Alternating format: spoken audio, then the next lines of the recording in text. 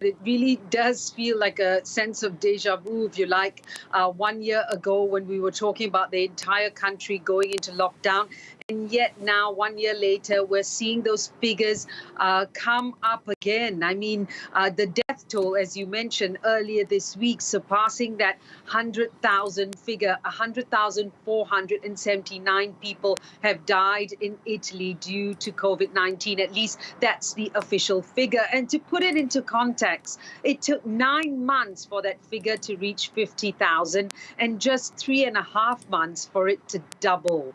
And as Mario Draghi, the country's prime minister, said, it's an unimaginable figure. It's a terrible, terrible threshold to have crossed, but that's the situation right now. And what we're seeing is those cases creep up again. Now, back in autumn, when there was that so-called second wave, Italy put in place that colored tiered system where you have different colored zones in different parts of the country. What we're seeing now is that there are more red zones. Those are the areas with the toughest restrictions, these hotspots, if you like. Yet again, once again, Lombardy up north is a hotspot, and in particular, the province of Brescia, where we're seeing the number of hospitalizations and admissions to intensive care units increasing, with hospitals simply being overwhelmed. But unlike back in the first wave, or what you're also seeing is other areas that are now becoming hotspots. For instance, Perugia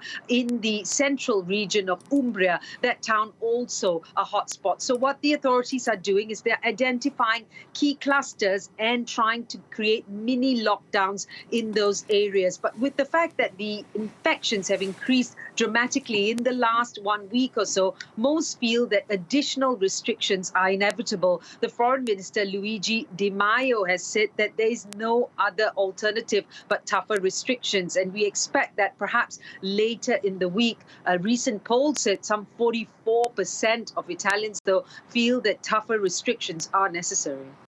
Seema Gupta there, our correspondent in Rome, talking to me a little earlier on.